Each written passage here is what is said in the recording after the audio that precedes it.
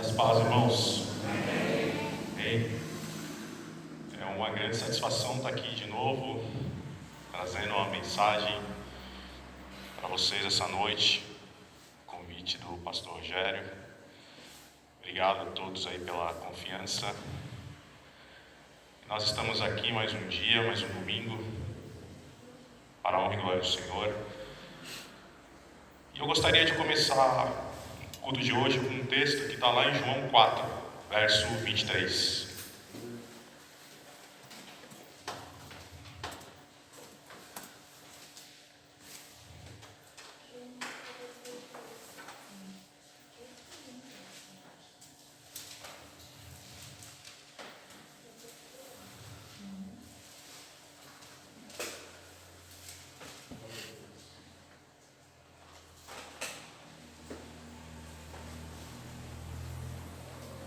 Todos acharam?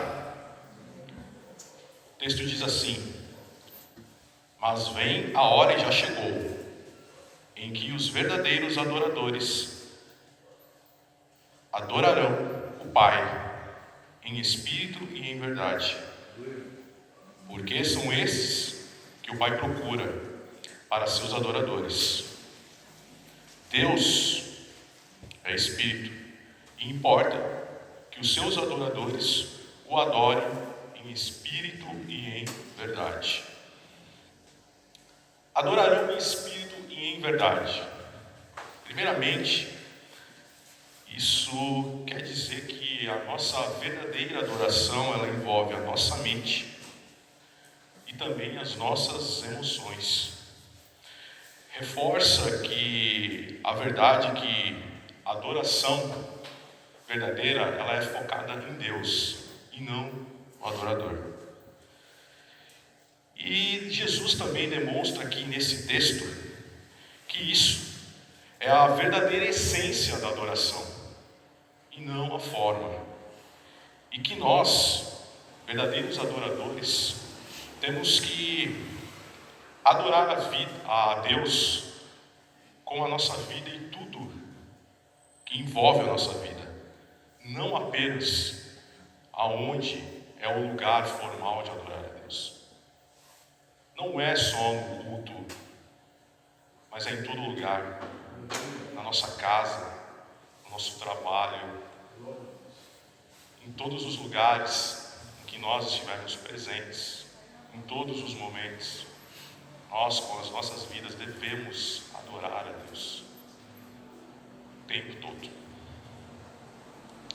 E para que a gente possa adorar a Deus esse domingo, vamos curvar as nossas cabeças, vamos entregar as nossas vidas na mão de Deus, vamos fazer essa oração em silêncio, vamos nos colocar diante dEle com toda a devoção, reverência, temor e tremor, porque a palavra diz que Deus, Ele é fogo consumidor,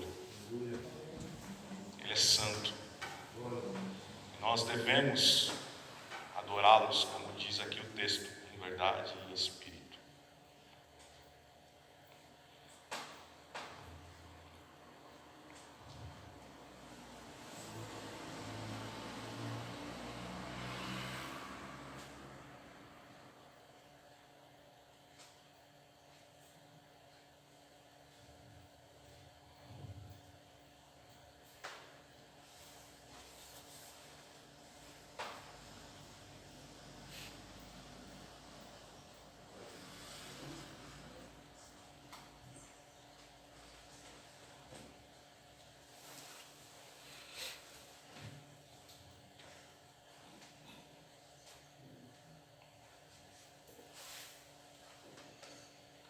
Senhor, meu Deus, meu Pai, em nome de Jesus, te agradecemos por mais esse dia de vida. Te agradecemos, Senhor, por mais essa semana que se passou, por essa que se inicia. Te agradecemos, meu Deus, porque a despeito de qualquer coisa, nós pertencemos à Tua família, Senhor. Nós pertencemos ao corpo de Cristo. Nós estamos aqui, Senhor, para te prestar um culto, mas não um culto meramente formal, mas um culto com as nossas vidas, com os nossos sentimentos, com a nossa mente, Senhor, com uma verdadeira adoração. Que tudo que vai ser feito aqui nesse culto seja para glorificar o Teu santo nome, ó Deus. Abençoa todas as pessoas que aqui vieram nessa noite. Abençoa todos que estão aqui trabalhando neste culto, ó Deus. Fale aos nossos corações, Senhor, a partir de agora. Não somos nós, mas sim o Senhor, o alvo da nossa adoração, ó Deus. Nós te agradecemos, meu Pai. Em nome de Jesus. Amém. A oportunidade está com um louvor.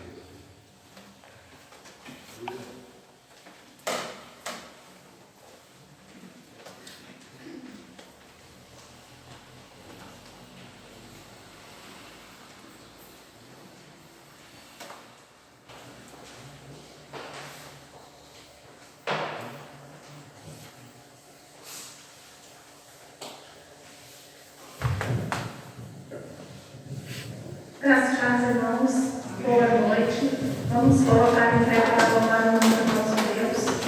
Lá no Evangelho de João, capítulo 14, versículo 17, diz assim: O Espírito da verdade, o mundo não pode recebê-lo, porque não vê nem o conhece. Mas vocês que o conhecem, pois ele vive com vocês e estará com vocês. Amém? E nessa noite, o Espírito de Deus veio de encontro a cada coração aqui. Amém? Amém.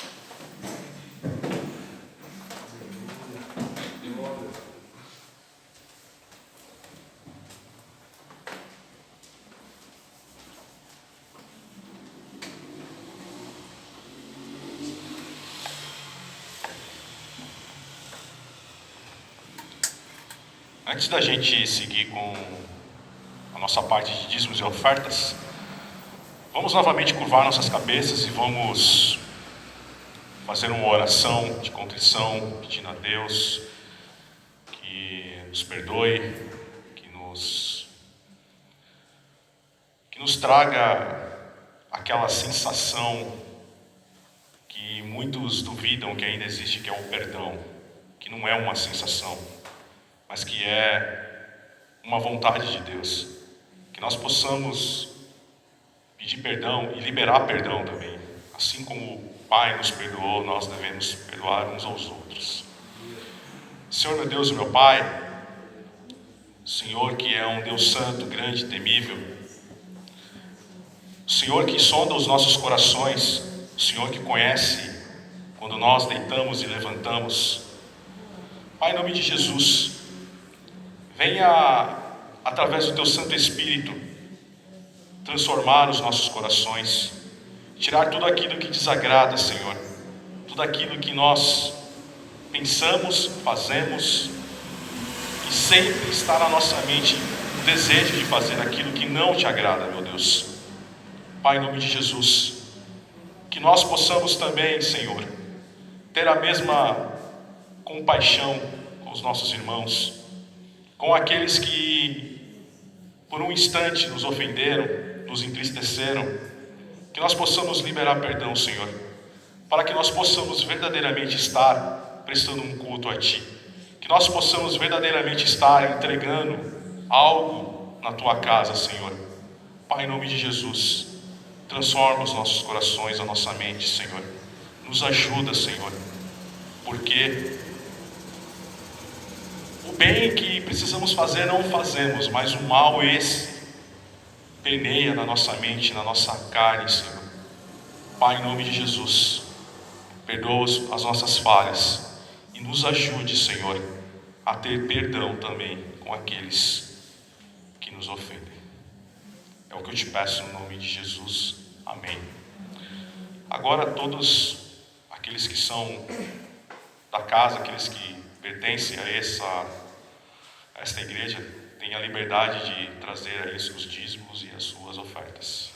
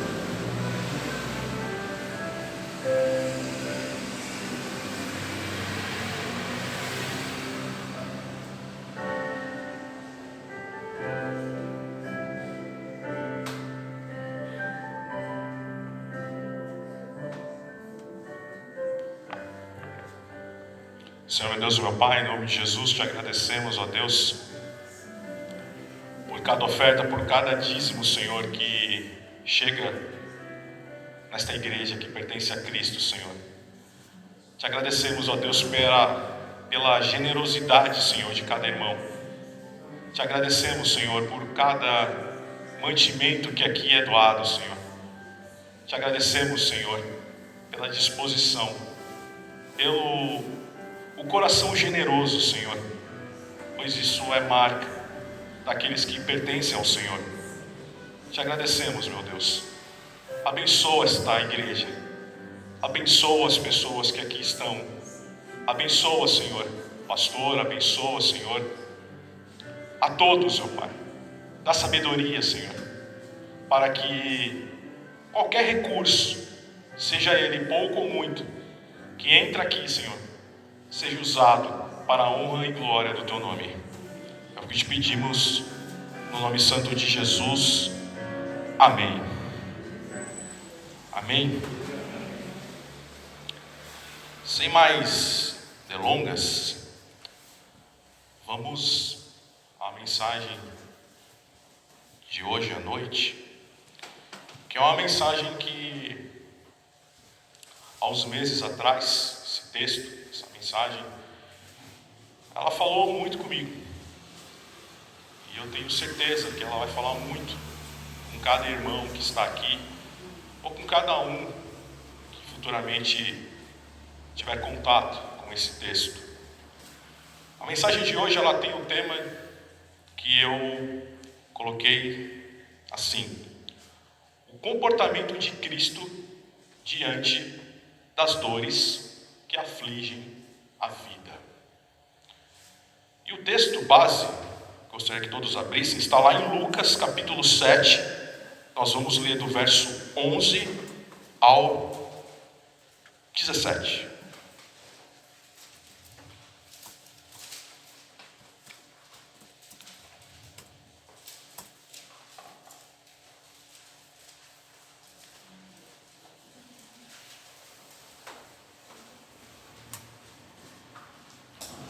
Lucas 11, Lucas 7, quer dizer, capítulo, verso 11 ao 17.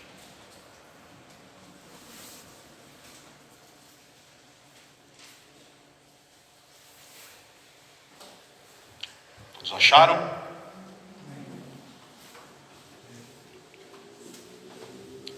Evangelho segundo Lucas, capítulo 7, verso 11, diz assim: em dia subsequente, dirigia-se Jesus a uma cidade chamada Naim.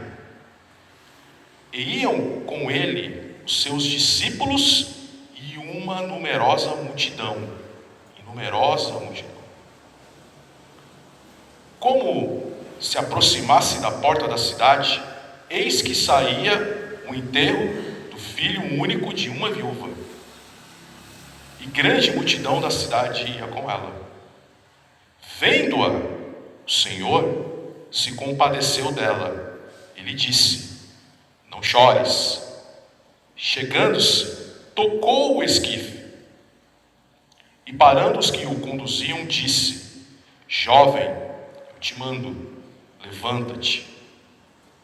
Sentou-se o que estivera morto e passou a falar. E Jesus o restituiu à sua mãe. Todos ficaram possuídos de temor e glorificavam a Deus, dizendo: grande profeta se levantou entre nós. E Deus visitou o seu povo. Esta notícia a respeito dele divulgou-se por toda a Judéia e por toda a circunvizinhança. Senhor meu Deus e meu Pai, nós queremos te agradecer por essa porção lida. Nós queremos te agradecer, Senhor, pela tua palavra, que é verdadeira, o Evangelho que transforma o homem, e nós estamos gratos, Senhor, por ter esta condição, por ter esta oportunidade de ouvi-la. Fale conosco essa noite através do teu Santo Espírito, Senhor. Tenha misericórdia de nossas vidas. É o que te pedimos no nome santo de Jesus. Amém. Amém. Naim era uma cidade, ou podemos dizer uma aldeia galileia, que estava ao norte de Israel, aproximadamente a 10 quilômetros a sudeste de Nazaré. Essa é a única vez nas Escrituras que nós vimos falar dessa cidade.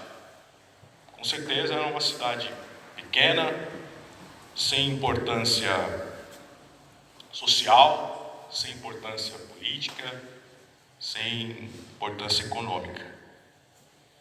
E ali vivia essa mulher, que era viúva.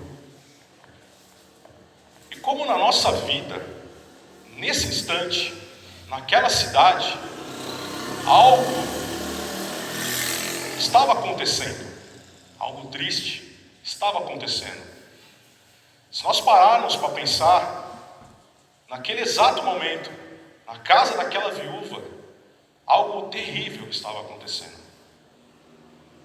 E por ser uma cidade pequena, todos ali, ou a maioria, entraram naquela comoção de ver uma mulher viúva preparando-se para o sepultamento, para o enterro do seu filho.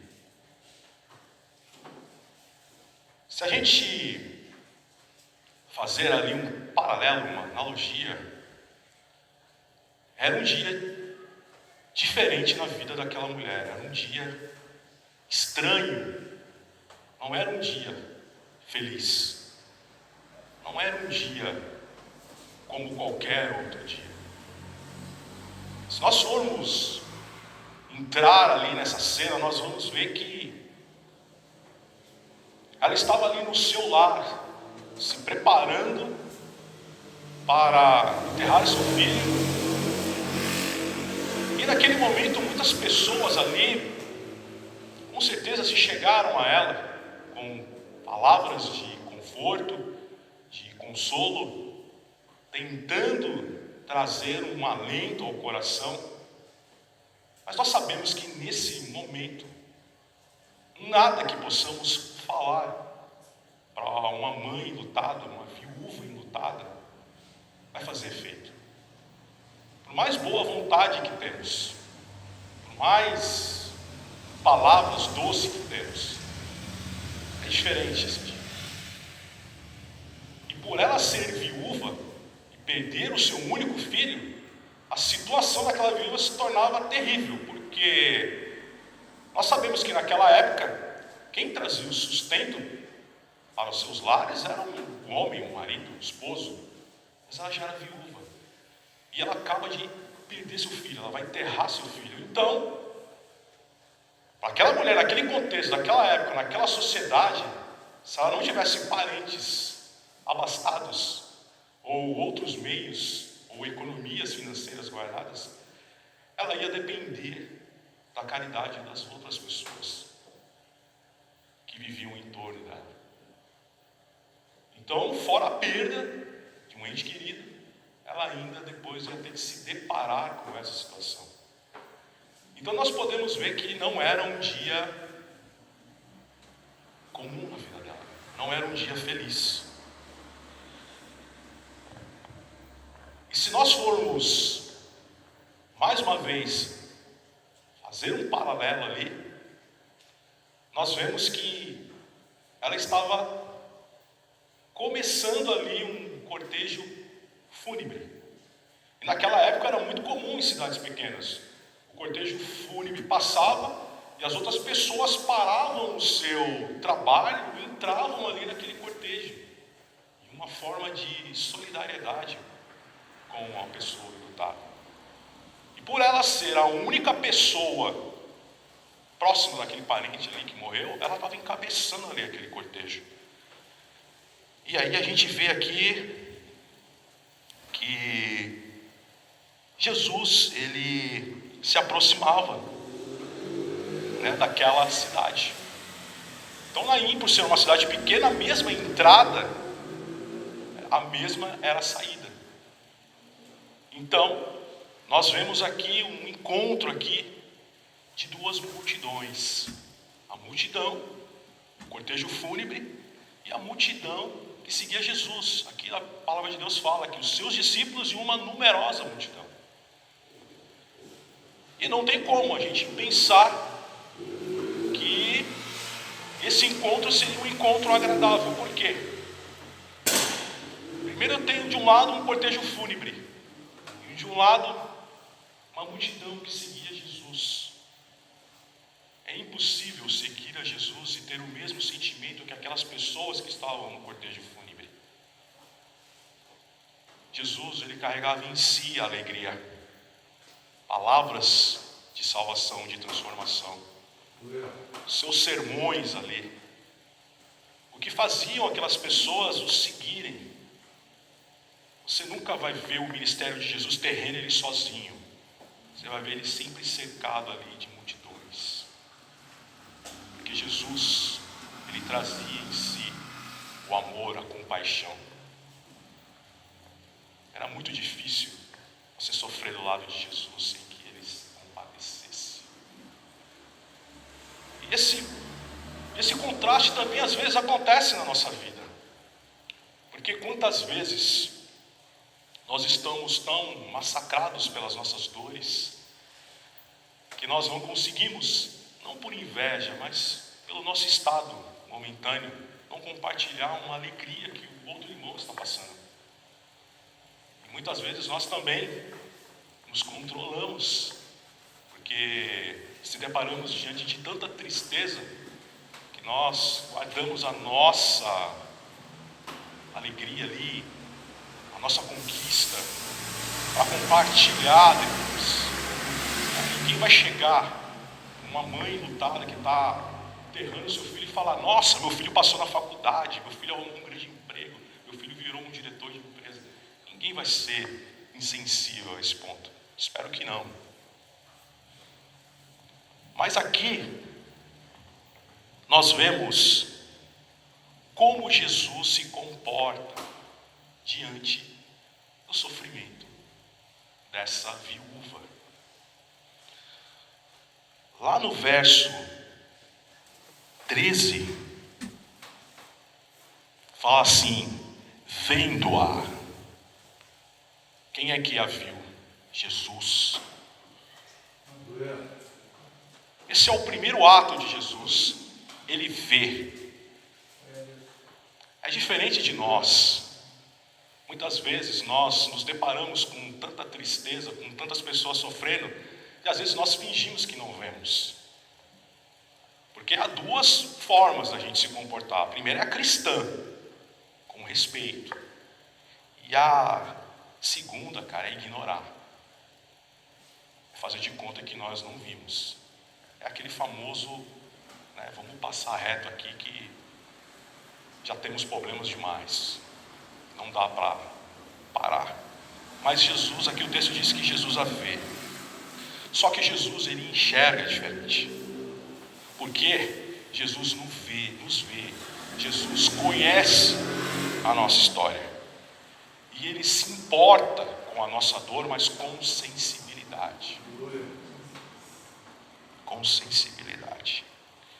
E aí diz assim: vendo-a, o Senhor se compadeceu dela.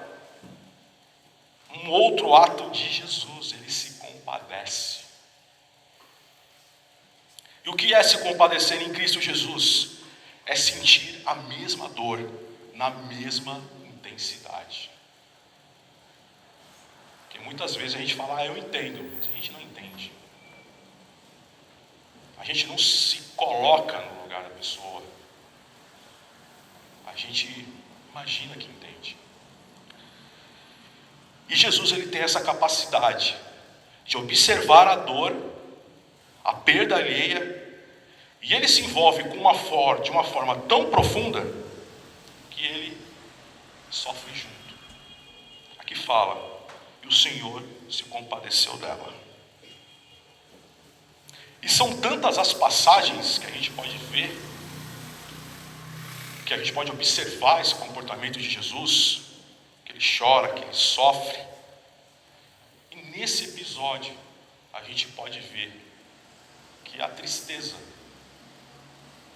de Jesus é a mesma da viúva. Isso mostra como ele se relaciona conosco. Jesus Cristo, ele tem poder em si para resolver as coisas num piscar de olhos, de forma imediata. Mas por que Jesus ele sofre as dores alheias? Porque ele quer se relacionar conosco. Não é apenas uma relação, você me pede, eu te abençoo e até mais. Não, ele quer se relacionar conosco. Jesus, ele entra na nossa vida e ele entende o nosso sofrimento. Nós ficamos muitas vezes perdidos por conta do desemprego, das lutas, das aflições, da depressão, do abandono e tudo aquilo que nos assola a alma e o coração. Ele sente como nós sentimos, na mesma intensidade, da mesma forma. Isaías 53, do 3 ao 4, diz que ele era desprezado, o mais rejeitado entre os homens, ouvidores, e que sabe o que é padecer. Ele foi desprezado, e dele não fizemos caso. E diz ali no verso 4 que certamente ele tomou sobre si as nossas enfermidades e as nossas dores, levou sobre si, e nós o reputávamos por aflito, ferido de Deus e oprimido. Mas nós fazemos totalmente diferente. Nós, quando nos deparamos com alguém que sofre, com alguém que está lutado com dor, com aflição, nós fazemos totalmente diferente. Nós muitas vezes queremos agir de forma imediata. Por quê? Nós não queremos ouvir o pranto. Nós não queremos ouvir a dor da pessoa. Nós não queremos ouvir o desabafo, o choro. Nós queremos resolver para a pessoa logo ir embora. Mas Jesus não. Jesus, ele se relaciona conosco. Ele sabe a nossa essência. Ele conhece a nossa identidade. Por isso que ele lá fala que se compadece. O texto fala que ele se compadece daquela senhora. Ele a vê, aquela viúva, e se compadece. Jesus Cristo, ele tem empatia. Ele demonstra que entende a dor, o sofrimento e a perda, junto com a pessoa. E Jesus se compadece primeiro. Isso é algo extraordinário. E aqui o texto fala que Jesus faz algo que na cultura judaica, cara, não era permitido. O texto fala que Jesus, ele toca no esquife, aquela plataforma que levava o morto. Porque na cultura judaica não se usava caixão fechado. Mas na cultura judaica dizia que se alguém tocasse em algo unido ao cadáver, se tornava impuro. Se ele tocasse na esquife, era um dia de impureza. Se ele tocasse no cadáver, era uma semana inteira. Mas o que é isso para Jesus? Porque é Ele que influencia o que Ele toca. Porque a divindade, a santidade, o poder está nele. O poder está nele. Ele leva em si mesmo, nas suas palavras, nos seus gestos e no seu toque. Então aquilo que ele toca é influenciado por Cristo, não ao contrário. No entanto, Jesus, lá no final do verso 13, o que ele diz para a mulher? Não chores. Cara, gente, irmãos, essa é uma ordem ilógica. Se ao menos que a pessoa que deu essa ordem, ela pudesse eliminar a causa das lágrimas daquela viúva. Como é que eu posso chegar a falar para uma mãe lutada, não chores? O que ela vai falar para mim? Como não vou chorar? Quem é que pode impedir a morte? Mas Jesus diz, não chores. E aí Jesus faz algo mais surreal ainda, manda parar a caminhada funeral. Isso já era uma outra violação também na cultura judaica, interrompeu o sepultamento. Mas Jesus, ele manda que pare. Ele manda que pare.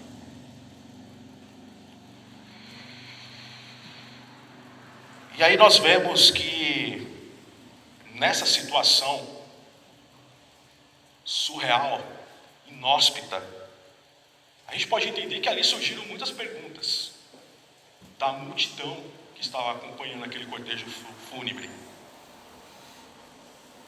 Quem é que pode parar a morte?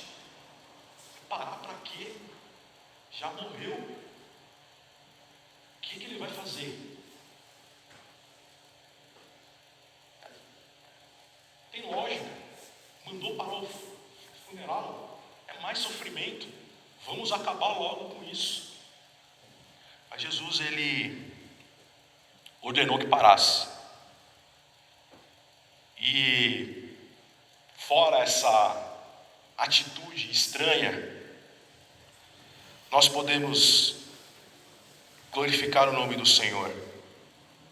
Porque mesmo as pessoas achando aquela atitude estranha, mesmo podendo ser uma coisa totalmente inóspita, nós podemos, nesse momento, ver a glória do nosso Senhor, Salvador e Redentor Jesus Cristo, que até mesmo diante dessa situação, dessa ordem surreal, estranha, inóspita, ele revelou todo o seu poder e divindade. E diz, aqui o texto que ele diz ao jovem, eu te mando. Eu te mando.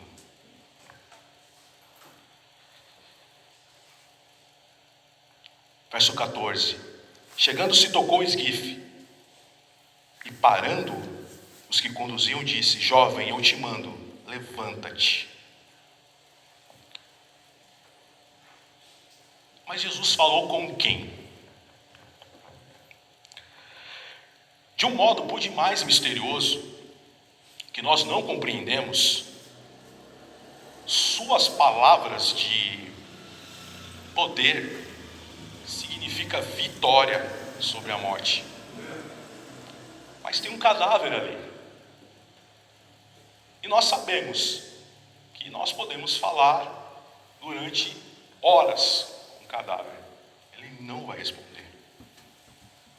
Mas a divindade de Jesus Cristo, o Deus homem, ela transpassa, ela transcende o nosso tempo e o local onde estamos. E ela invade a eternidade.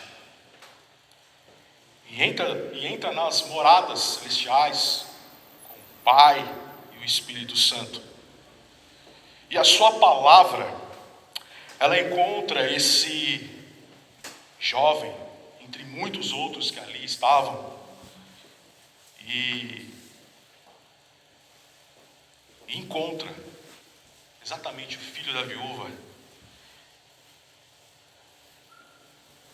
E ele torna de forma corpórea, se apresenta, fala. Não sabemos o que ele falou, porque o texto não mostra, mas ele fala. E aí a gente pode ver que Cristo, ele tem guardado com ele a nossa identidade, a nossa personalidade. Cara, não importa se é na vida ou na morte, ou em qualquer lugar, elas estão guardadas com Cristo, assim como a nossa história. Cristo nos conhece. Esse jovem, ele é chamado, como eu falei, de forma corporal, e se apresenta, e se levanta, e passa a falar. E aqui podemos ver que Jesus, ele é Deus, nada menos do que Deus, pois sua vitória sobre a morte, ela é imediata e completa. Porque a gente pode ver lá no Antigo Testamento outros 2 profetas ressuscitando filhos de outras mulheres. Elias, que clamou ao Senhor pelo filho da viúva que o hospedou, e o mesmo Eliseu, que orou pelo filho da sunamita. Mas a gente vê a luta deles. Eles clamam, eles oram, eles se estendem sobre os meninos ali, os filhos, 3 vezes. Você vê a luta que eles travam ali, para que Deus também ressuscite. Mas aqui Jesus, ele é de forma imediata. Então nós podemos ver que Jesus é Deus. É Deus. Aqui em Naim, Jesus, ele visitou alguém que ele não conhecia. Visitou alguém que não estava à procura de Cristo, mas ele a visitou. E notem o quanto isso é valioso para nós. Nos mostra como nós estamos distantes dos padrões de Cristo, em como tratar as pessoas, como nós somos frios. Nós não ouvimos, não acolhemos, não abraçamos e não choramos com essas pessoas. Ela não procurou Jesus, talvez nem conhecia, não havia ouvido falar dele, mas Jesus foi lá. Com essas características que eu falei, ele viu, ele se compadeceu, ele teve empatia.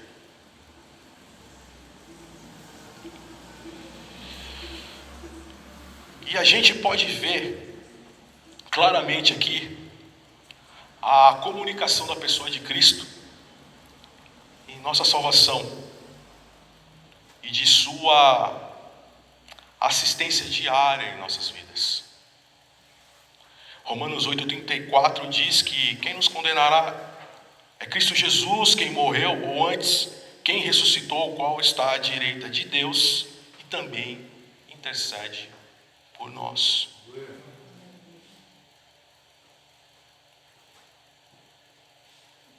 Tá, tudo bem. E aí vem uma pergunta que eu faço a vocês. Quando nós estávamos mortos nos nossos pecados e delitos, o que Cristo tinha a ver com isso? O que Cristo tinha a ver conosco?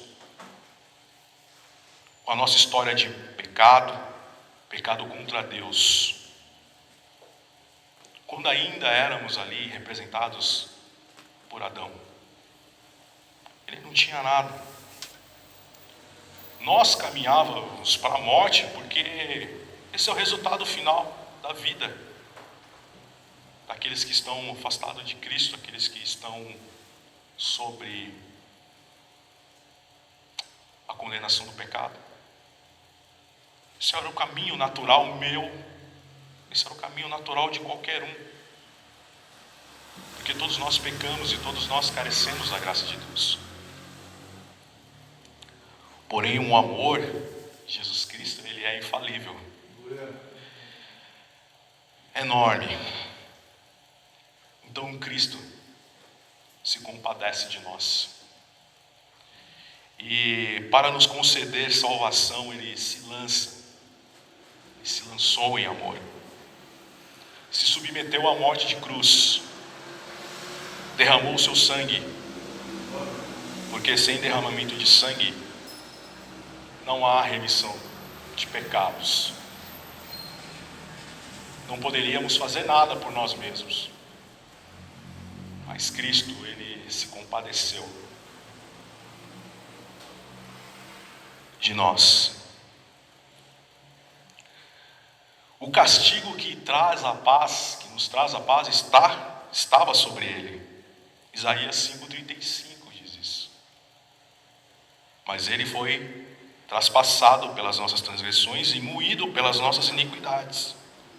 O castigo que nos traz a paz estava sobre ele, e pelas suas pisaduras fomos sarados.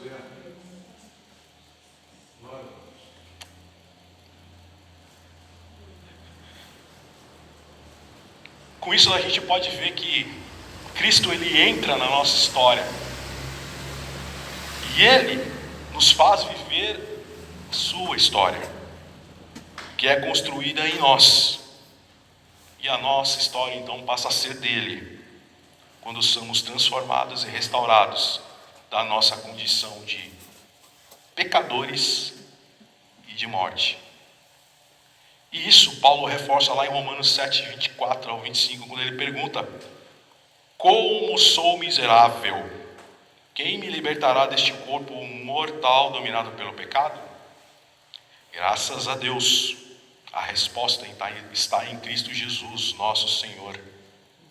Na mente quero de fato obedecer à lei de Deus, mas por causa da minha natureza humana, sou escravo do pecado. O que é que Cristo tem a ver com o nosso pecado, uma vez que nós pecamos contra Deus, contra o próprio Cristo? Por isso, nós temos alegria, mesmo diante de todo o nosso cenário de dificuldades, de dores, nós temos alegria.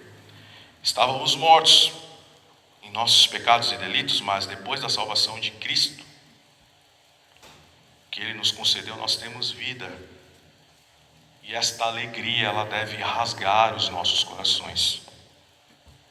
Porque não importa qual seja o momento em que estamos vivendo, nós pertencemos a Cristo Jesus. E isso é para todos sempre. Nem o seu mais vil pecado pode separar do amor de Deus. E essa alegria traz conosco essa certeza. Saber que pertencemos a Cristo é algo incomparável,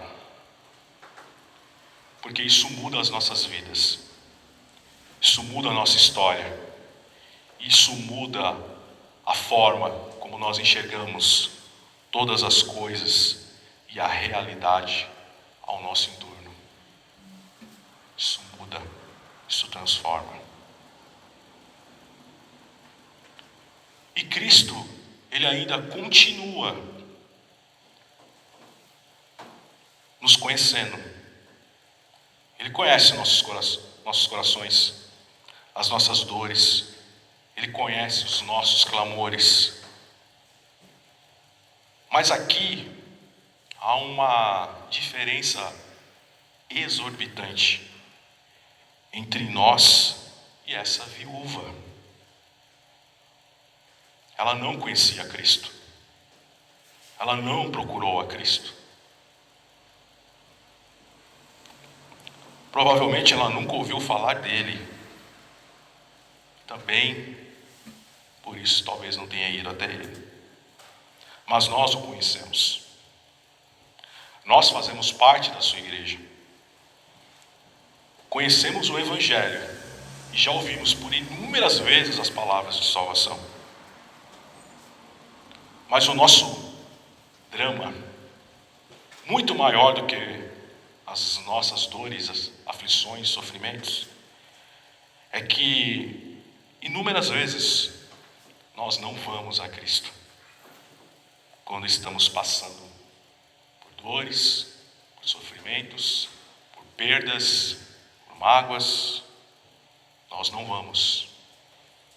E por qual motivo talvez nós não vamos?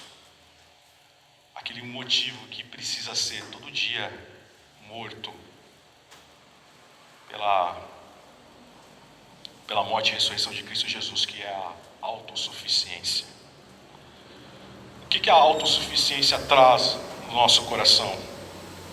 Confiança na própria força, confiança nos próprios recursos, confiança na própria inteligência e na nossa capacidade de resolver ou fazer algo.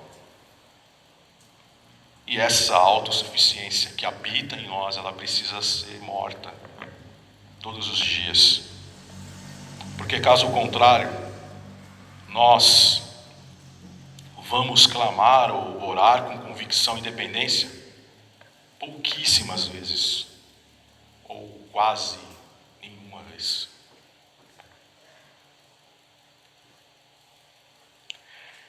Cristo, Ele nos vê com um olhar de compaixão e amor.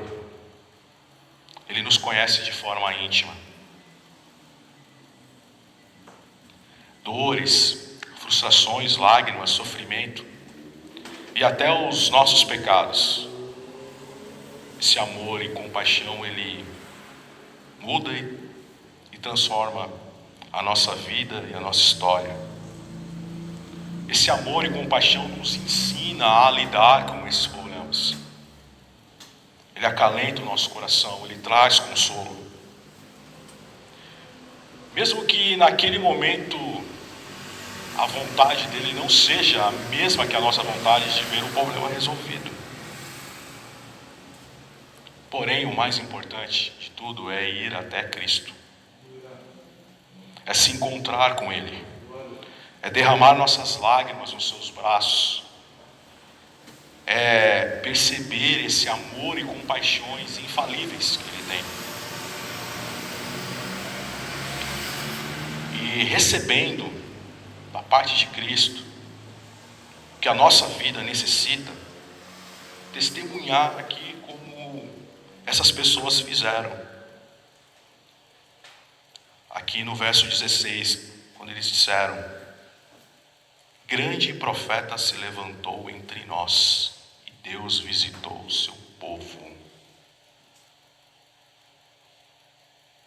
nós precisamos buscar a Cristo. Nós precisamos encontrar com Cristo nas nossas dificuldades. É claro, devemos sim ir ao médico, devemos sim buscar a ajuda da medicina, da ciência, em muitos casos da nossa vida de enfermidade. Mas acima de tudo, acima de toda a sabedoria humana, nós precisamos buscar a Cristo. Porque quando nós o buscamos, Ele nos trata com compaixão e amor. E essa transformação na nossa vida faz com que nós enxergamos tudo de forma diferente. Porque é bem possível que nós recebamos alguma bênção. É bem possível que nós nos recuperemos através da medicina. Mas possivelmente nós voltaremos a reclamar quando não acharmos que o resultado foi o que esperávamos. Nós podemos lutar dia após dia para sustentar nossas famílias, adquirir empregos, mas pela nossa força nós não vamos glorificar a Deus, nós vamos reclamar, porque nós não vamos estar satisfeitos. E quem é esse Deus? É o mesmo Deus que por nossos pecados foi ofendido e que providenciou salvação por meio do sacrifício de morte de cruz do seu Filho Jesus Cristo, nosso Senhor e Redentor. É o mesmo Deus que continua a cuidar do seu povo todos os dias, de forma infalível, porque as misericórdias de Deus duram para sempre. Que nessa noite você possa entender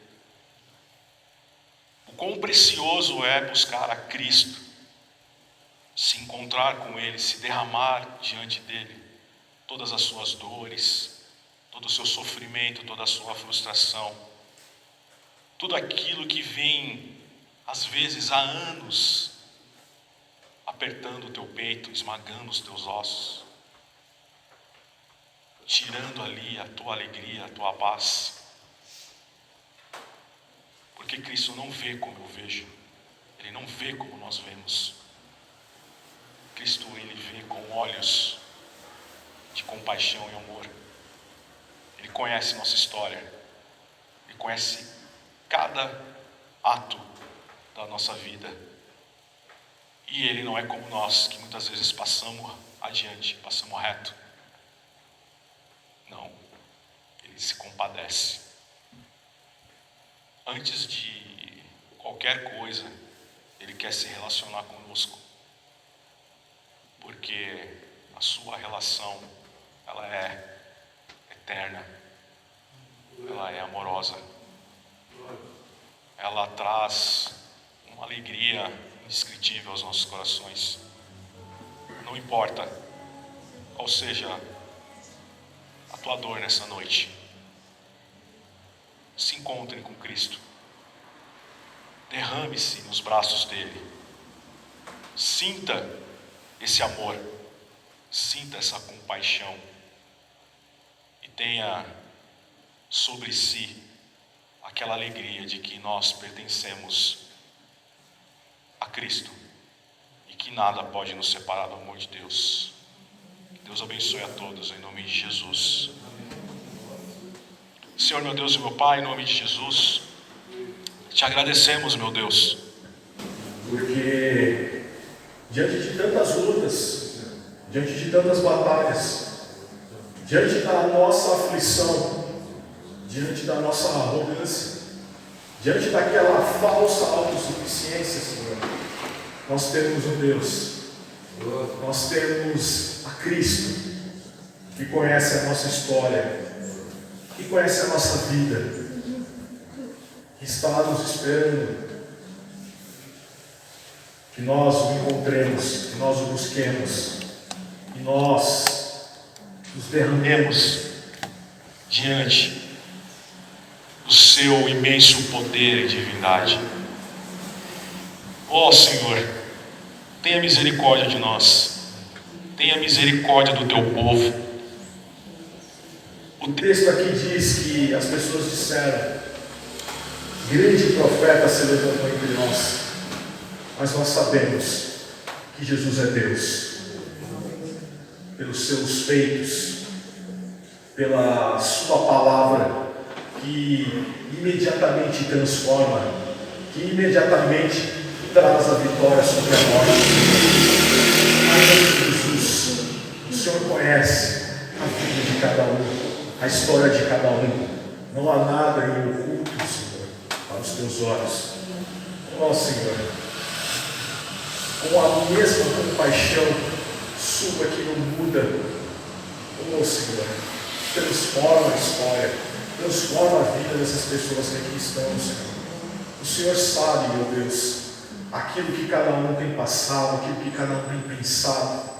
O Senhor sabe, Senhor, das fraquezas. O Senhor sabe, Senhor, das dúvidas. Por isso, nessa noite, meu Pai, nós te agradecemos, porque nós sabemos que Jesus é o nosso Redentor, Salvador e Senhor das nossas vidas. Obrigado, em nome de Jesus. Amém.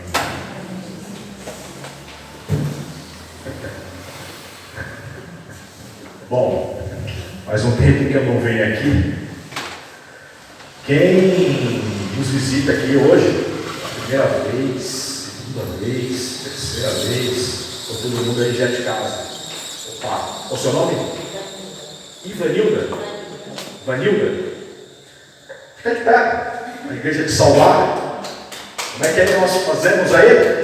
Seja bem-vindo em nome de Jesus. Seja bem-vinda, volte sempre. Recados.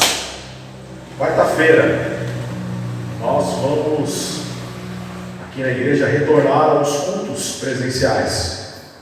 Então participe, venha.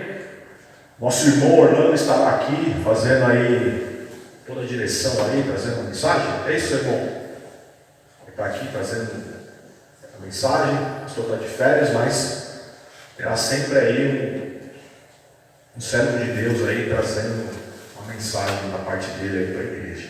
Então venha, participe.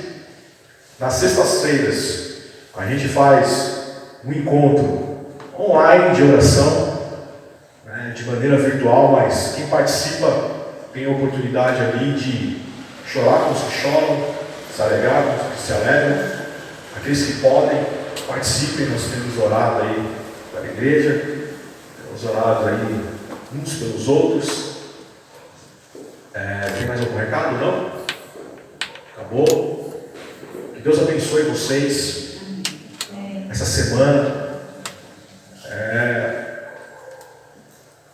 Essa mensagem de hoje, ela nos traz aquilo que nós não fazemos com frequência, que é buscar a Deus, é buscar a Jesus, que é fazer com que nós derramemos as nossas dores diante daquele que tem poder para transformar nossas vidas,